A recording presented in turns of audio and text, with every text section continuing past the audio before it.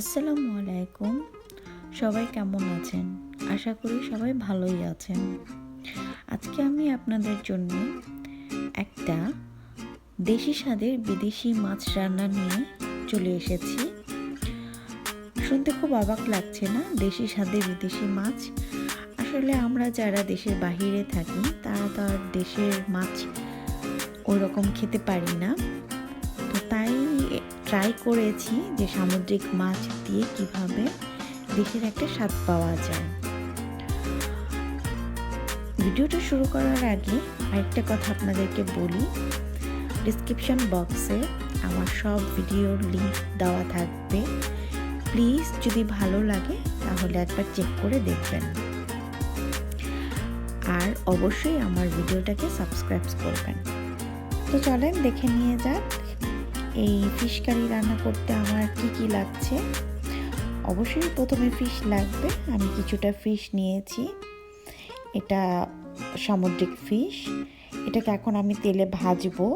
ভালো করে ধুয়ে একটু হলুদ আর লবণ দিয়ে মেখে নিয়েছিলাম। তারপর এখন আমি এটাকে হালকা করে দোপাশটা ভেজে নিব। এই ফিশটা অনেক নরম, বাংলাদেশের পোয়া মাছ যেটা বলে লাইক সেই রকম মাছটা। একটা পোয়া মাছের একটা স্বাদ আসে। তো মাছটা আমার ভাজা প্রায় শেষ। আমি এক পিঠ ভেজে নিয়েছি, আরেক পিঠ ভাজবো।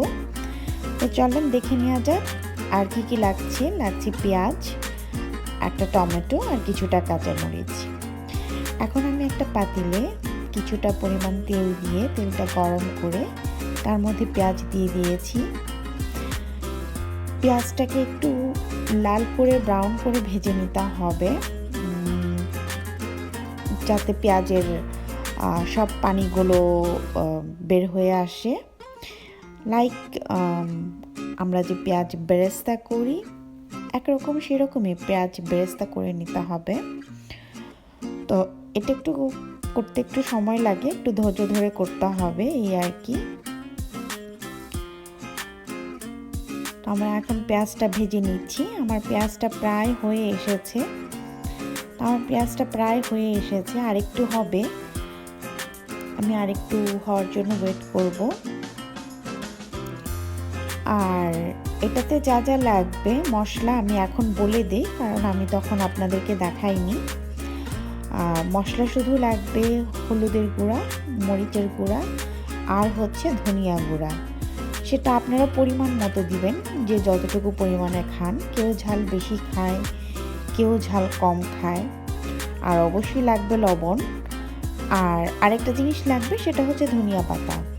তো আমার পেঁয়াজটা হয়ে গিয়েছে, আমি পেঁয়াজে পানি দিয়ে দিয়েছি, কারণ আমি ডাইরেক্ট মশলা দিই না। ডাইরেক্ট মশলা দিতে গেলে মশলাটা পুড়ে যায়, তরকারিটা কালো হয়ে যায়। তা আমি ইতিমধ্যে মরিচের গুঁড়ো দিয়ে দিলাম, হলুদের গুঁড়া দিয়ে একটু নেড়ে নিলাম।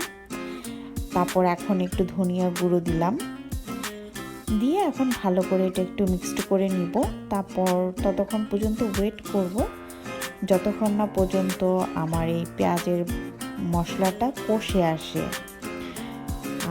তেলগুলো যখন পেঁয়াজের উপর দিয়ে উঠে আসবে তখন কষানো হয়ে যাবে। তো আমার মশলাটা কষে আসছে, আমি এখন ভাজা মাছটা দিয়ে দিচ্ছি।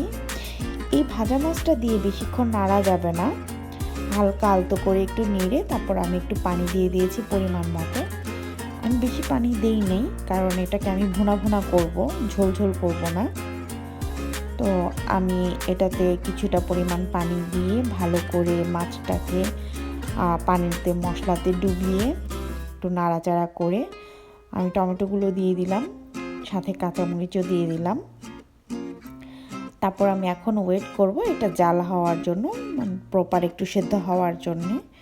তো আমি কিছুক্ষণের জন্য এটা ঢেকে দিয়েছিলাম। এখন আবার খুলে একটু নেড়ে দিচ্ছি। এর মধ্যে আমার একটু লবণও দেওয়া হয়ে গিয়েছে। তো আমি এখন আবার একটু ঢেকে দিব। প্রায় হয়ে এসেছে। আমি ঝোলটা শুকানোর জন্য একটু ওয়েট করব, ভুনা করব।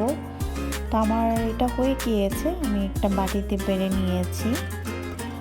একটু রসা করে রেখেছি, ঝোল না, জাস্ট ভুনা টাইপের। খেতে খুবই মজা, মনে হবে যে দেশের অ্যাকচুয়ালি আসলেই হয়তো বা দেশের পোয়া মাছ খাচ্ছি। তো যদি ভালো লাগে বাসায় করে দেখতে পারেন, আশা করি আপনাদের ভালো লাগতে পারে। যারা মাছ পছন্দ করেন তারা অবশ্যই এটা একবার ট্রাই করে দেখতে পারেন, খুবই মজা লাগবে খেতে গরম গরম ভাতের সাথে। আর এখন তো রোজার টাইম, সেহরিতে আরও ভালো লাগবে, তো ট্রাই করে দেখতে পারেন। আজকে এই পর্যন্তই, আবার অন্য আরেকটা কোনো কিছু নিয়ে আবার হাজির হব। তবে আপনাদের কাছে আমার একটাই রিকোয়েস্ট, যদি আমার চ্যানেলটা ভালো লাগে অবশ্যই সাবস্ক্রাইব করবেন, বেল বাটনটাকে অন করে দিবেন যাতে আমার নতুন